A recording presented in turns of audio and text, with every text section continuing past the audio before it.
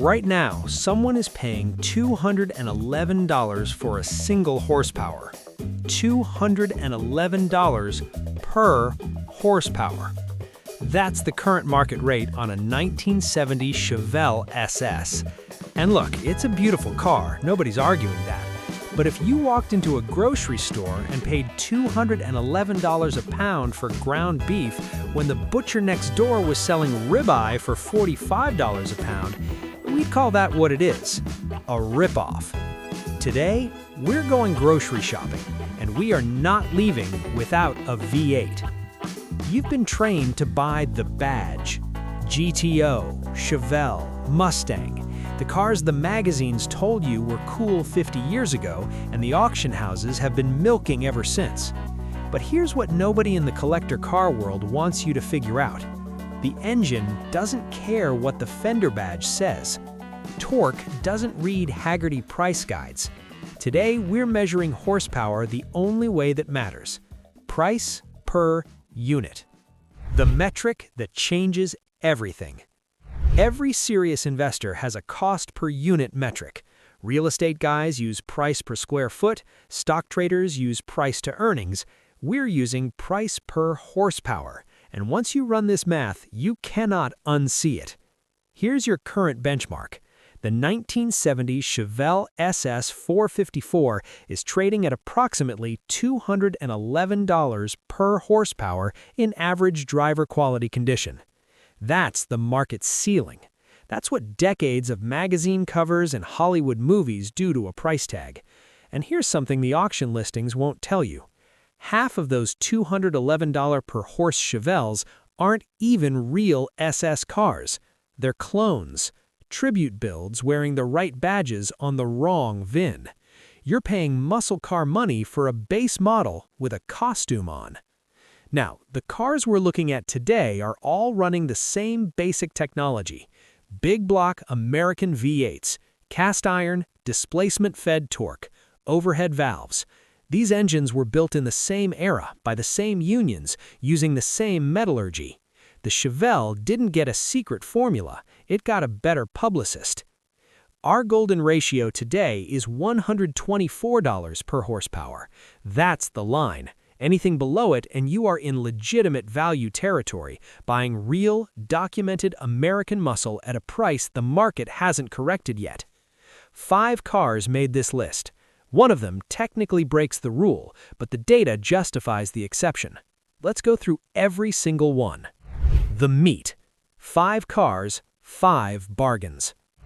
Car number 1 is the bulk buy king, and it is absurd. The 1971 Chrysler Newport Custom with the 440 TNT. In March of this year, you can find a solid number 3 condition example for around $16,500. The 440 TNT is rated at 370 horsepower.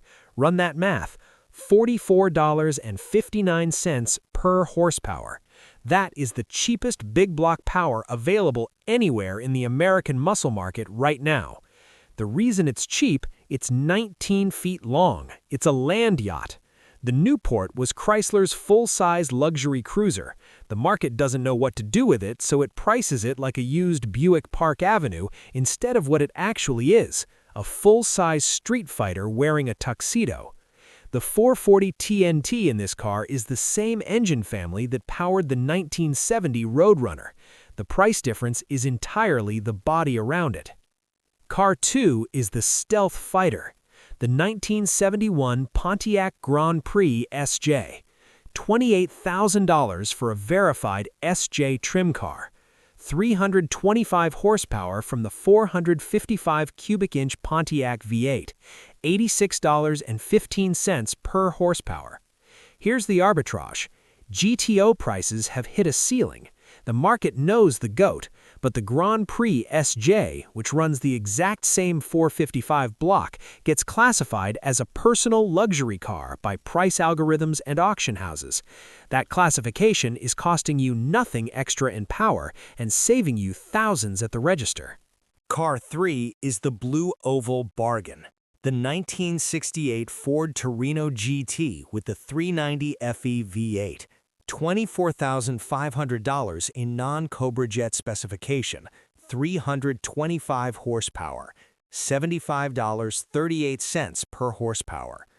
The market is in a frenzy over the 428 Cobra Jet Torinos, and rightfully so. Those cars are legends, but they're also $100,000 plus.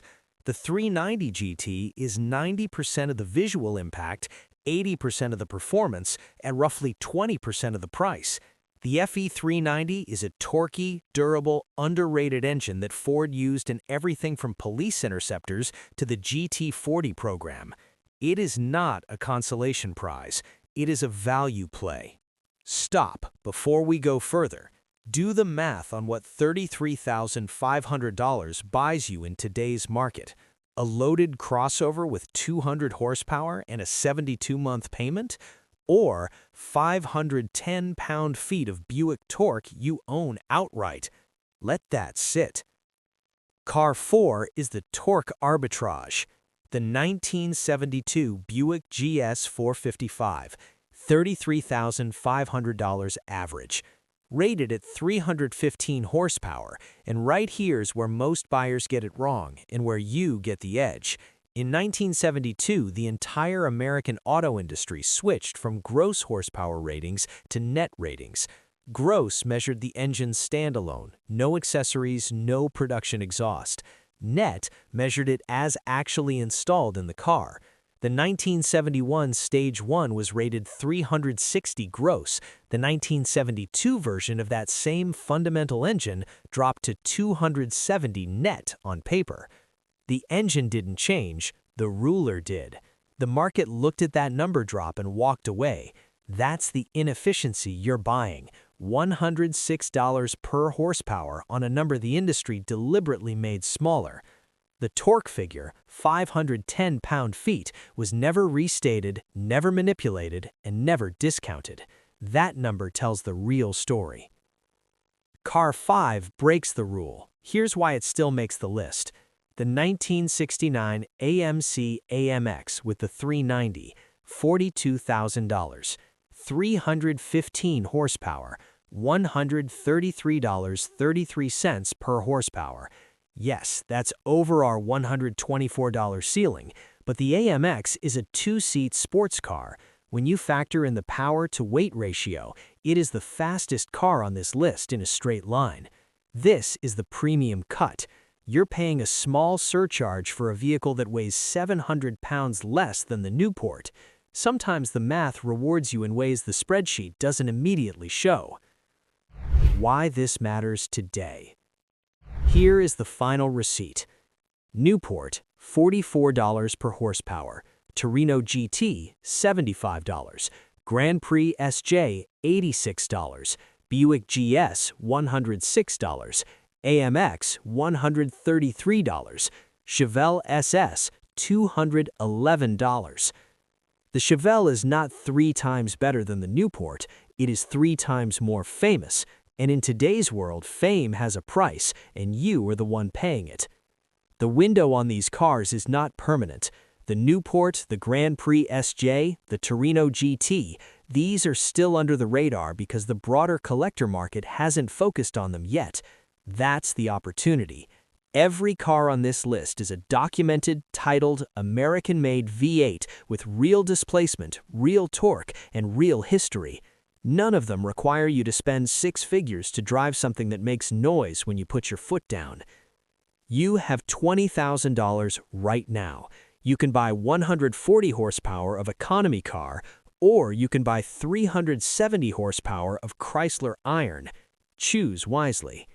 That Newport at $44 per horsepower, that's not a compromise, that's a strategy. The market hasn't caught up yet, and when it does, the people who bought early won't be complaining. Next video, we're going deeper on these. Because if $44 per horsepower got your attention, wait until you see what the cost per foot-pound of torque will be. See you there.